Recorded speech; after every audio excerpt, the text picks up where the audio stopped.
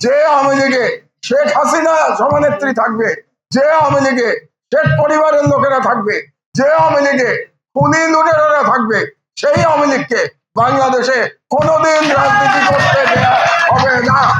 আপনারা তরুণ, শুধু আবেগের বশবর্তী হয়ে কথা বললে হবে না। আপনাদেরকে আন্তর্জাতিক চাপ মোকাবেলা করতে হবে। আন্তর্জাতিক ভাবে আপনাদের উপরে চাপ আসবে আওয়ামী লীগকে নির্বাচনে নিয়ে আসার জন্য। এই কারণে আপনাদের স্ট্র্যাটেজি ঠিক করতে হবে, এটা কিভাবে আপনারা মোকাবেলা করবেন। আপনারা দেখতে পাচ্ছেন বাংলাদেশের বিরুদ্ধে কিভাবে অপপ্রচার চলছে। আপনারা দেখেছেন গতকাল তুলসী গাবার্ড বাংলাদেশ সম্পর্কে অত্যন্ত আপত্তিজনক কথা বলেছে ভারতে বসে থেকে, এবং তার প্রতিবাদ এই সরকার থেকে করা হয়েছে। কিন্তু শুধু প্রতিবাদ করাই যথেষ্ট না, আপনাদেরকে বুঝতে হবে যে এই ষড়যন্ত্রকে মোকাবেলা করতে হলে আমাদেরকে খুব পরিষ্কার স্ট্র্যাটেজি নিয়ে জিওপলিটিক্যাল চ্যালেঞ্জ মোকাবেলা করতে হবে।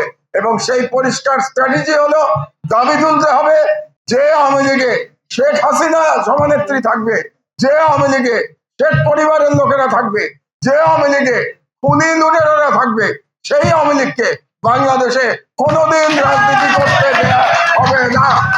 কাজেই এই দায়িত্ব, এই সংস্কারের দায়িত্ব আওয়ামী লীগের উপরেই ঠেলে দিতে হবে।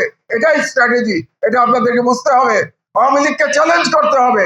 শেখ হাসিনা এবং শেখ পরিবারের সকল সদস্য এবং সকল লুটেরাকে বাদ দিয়ে আপনারা আগে ক্ষমা চান জাতির কাছে, তারপরে আমরা বিবেচনা করব আপনাদেরকে রাজনীতি করতে দেওয়া হবে কি হবে না। এই অবস্থান, আপনাদেরকে এই অবস্থান নিয়ে নতুন সকল দলকে চিন্তা করতে হবে। কারণ আমরা জানি খুব শীঘ্রই এই বিষয়ে আলোচনা শুরু হবে সরকারের সঙ্গে। কাজে নতুন দলগুলোকেও আমি বলবো আপনাদেরও সেই আলোচনায় অংশগ্রহণ করতে হবে, আপনাদের অবস্থান পরিষ্কার করতে হবে। আর একটা কথা আমি বলে রাখি, আপনাদের যেই অবস্থানই গ্রহণ করুন না কেন সেখানে ট্রান্সপারেন্সি রাখবেন। 100% সততা এবং ট্রান্সপারেন্সি রাখতে হবে। ঘরের মধ্যে এক কথা বলবেন আর ঘরের বাইরে গিয়ে আর এক কথা বলবেন, এভাবে রাজনীতি এবং দেশ আগাতে পারে না। কাজেই আপনাদের আদর্শ জনগণের কাছে পরিষ্কার করে তুলে ধরবেন। আওয়ামী লীগ প্রসঙ্গে আপনাদের অবস্থান পরিষ্কার করে তুলে ধরবেন।